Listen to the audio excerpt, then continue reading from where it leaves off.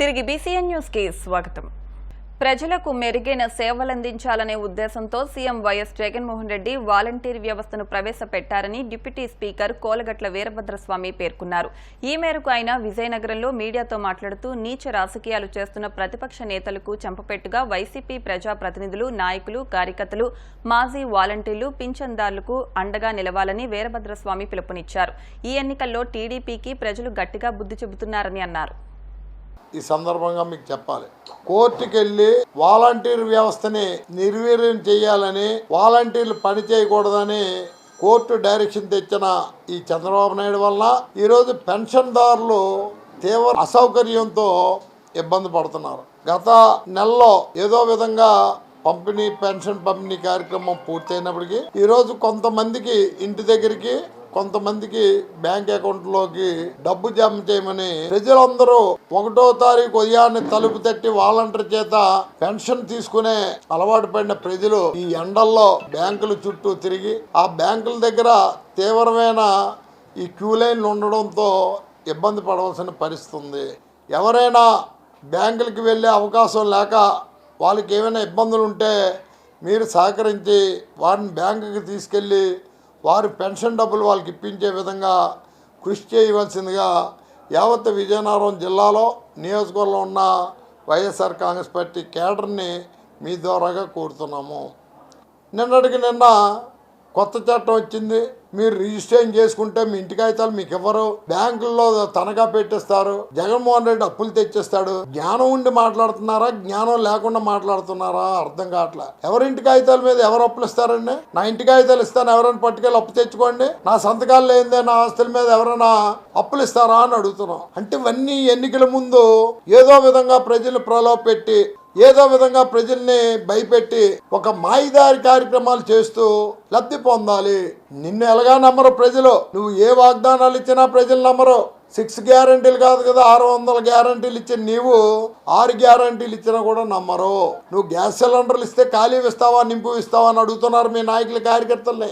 2014లో నువ్వు ఇస్తానన్నా డ్వాక్రా సంఘ రుణమాఫీ చేసావా? నిరుద్యోగ భృతి ఇచ్చావా? రైతు రుణమాఫీ చేసావా? ఇంటికి ఒక ఉద్యోగం ఇచ్చావా? ఇలా చెప్పుకొని వెళ్తే అనేకం అడగాలి. చిన్నపిల్లలైనా చెప్తారు లేదు లేదు లేదు అని. అటువంటి జవాబులు చెప్పడానికి నువ్వు సిద్ధంగా లేవు.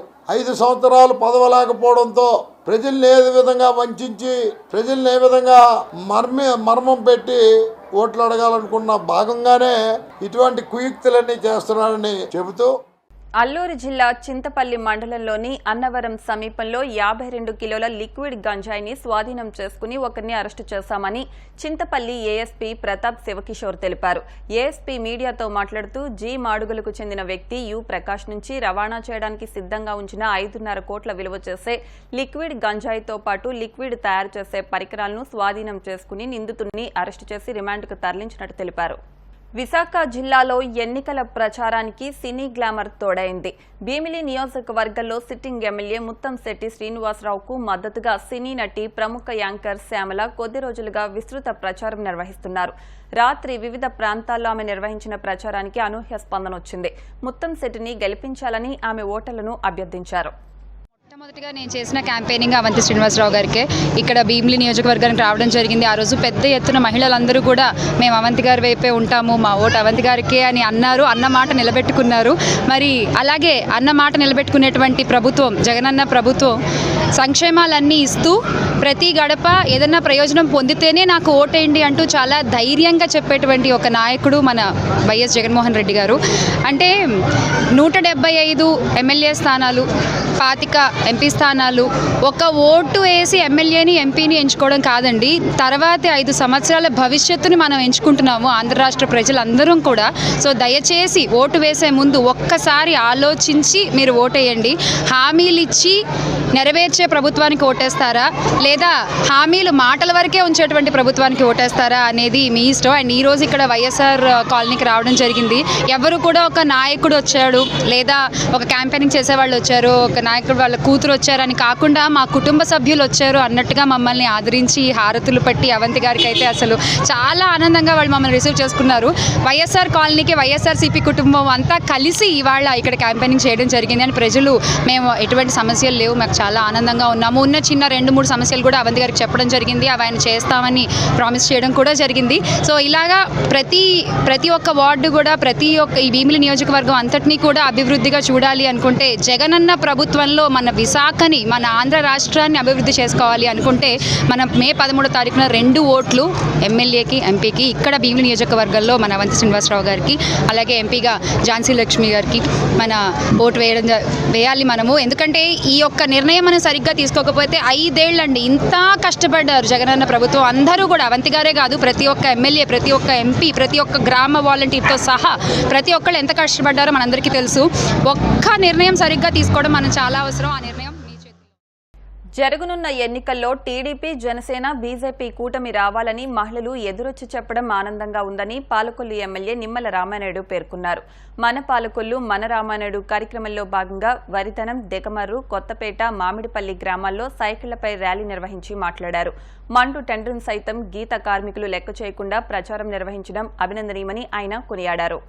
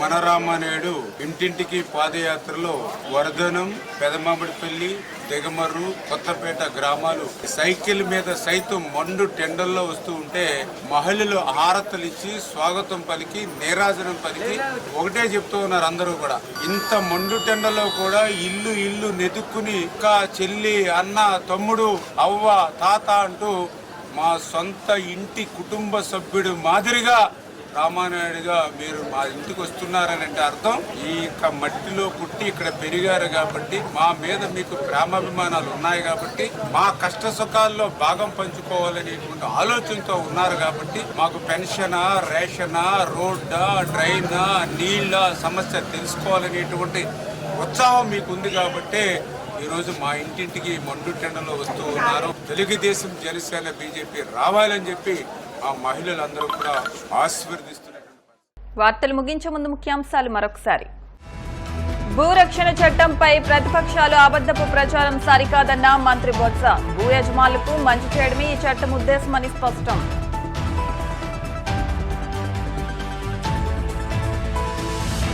మార్కాపురంలోని లక్ష్మీ చెన్నకేశవ స్వామి రథోత్సవంలో అపశృతి. బిల్డింగ్ పై నుంచి రథోత్సవాన్ని తిలకిస్తుంటే విరిగిపోయిన స్లాబ్.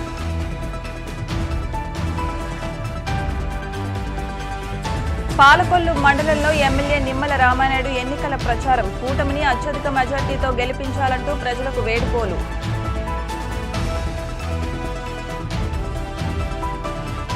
అల్లూరు జిల్లా అన్నవరం సమీపంలో 52 కిలోల లిక్విడ్ గంజాయి స్వాధీనం. 5.5 కోట్ల రూపాయలుంటుందని పోలీసుల అంచనా. ఇవి వాటి వార్తా విశేషాలు.